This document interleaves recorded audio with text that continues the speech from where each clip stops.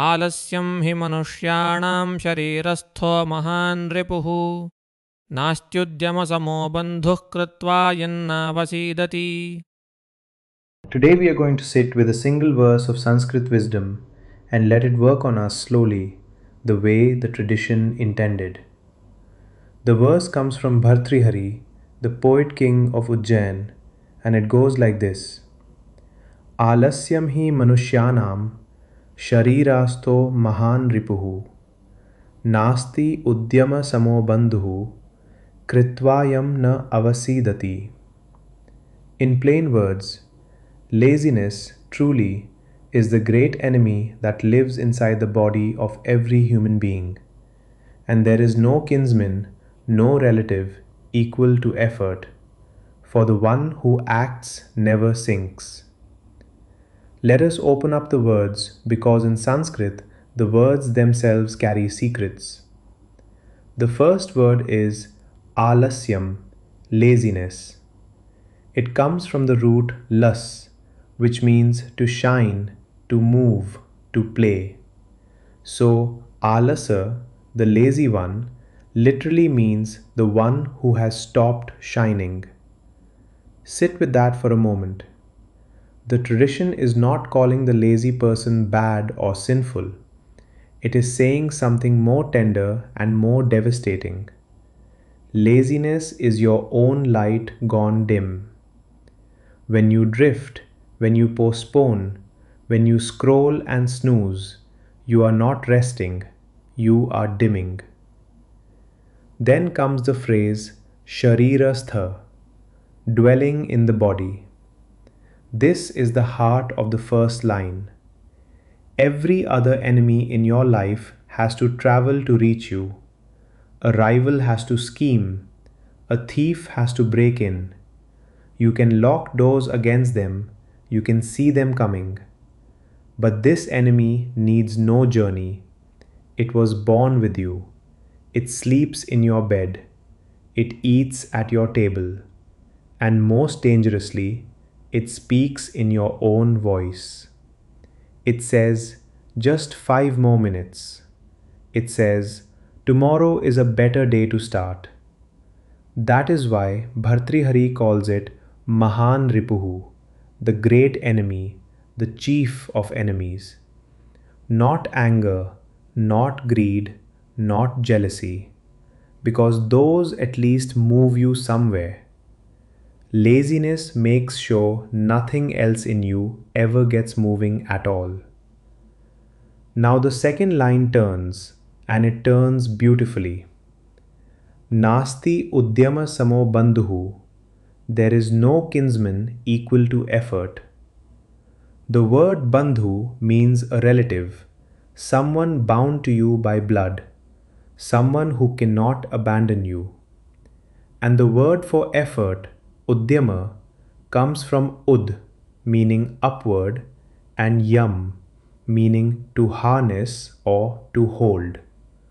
So udyama is not mere busyness, not frantic activity. It is the upward harnessing of your energy, deliberate, directed, chosen exertion. And here is Bhartrihari's quiet observation from a full and disappointed life. Even blood relatives fail you. They move away, they quarrel, they die.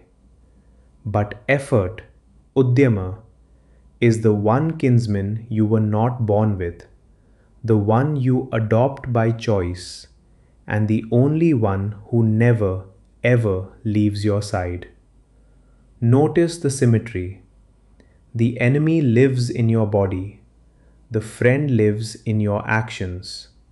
Both are inside you. Every single day you decide which one you feed.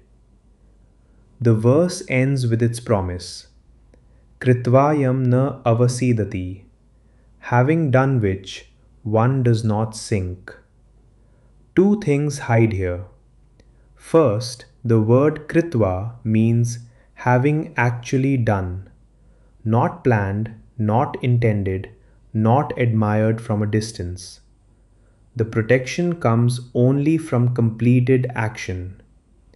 And second, the word avasidati, to sink, made of ava, downward, and sad, to settle. It also means to despair, to waste away. The verse is telling us that in this world, decline is not a punishment, it is gravity. Doing nothing is never neutral.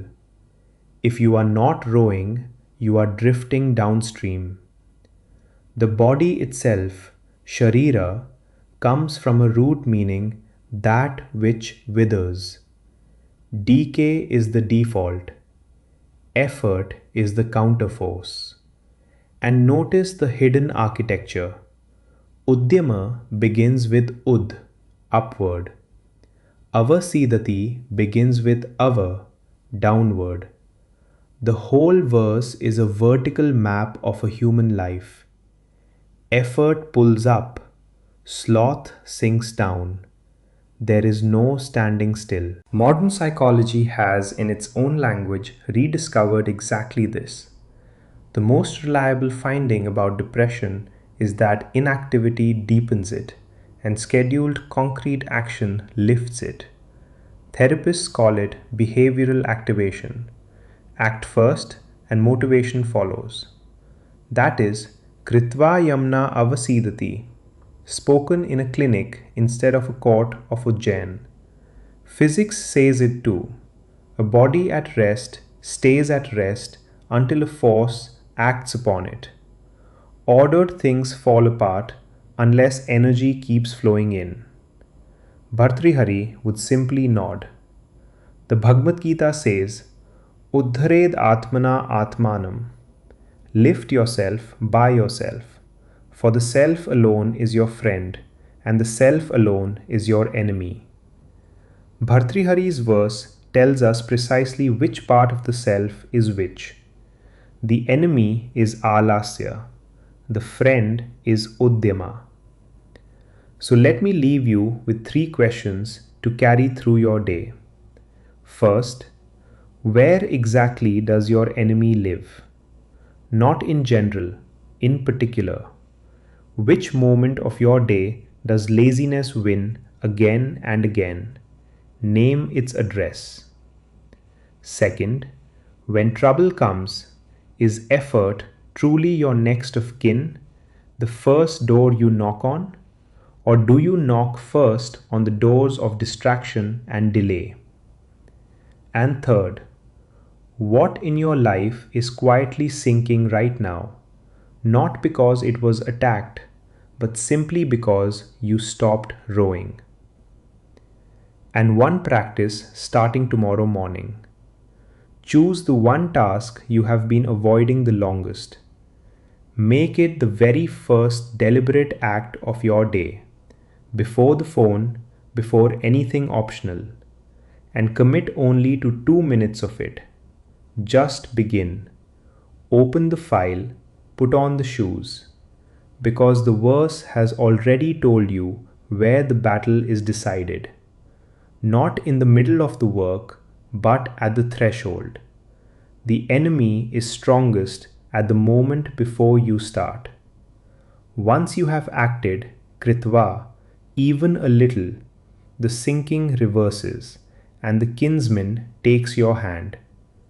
Alasyam hi manushyanam, sharirastho mahan ripuhu, nasti uddima samo bandhuhu, kritva yamna avasidati.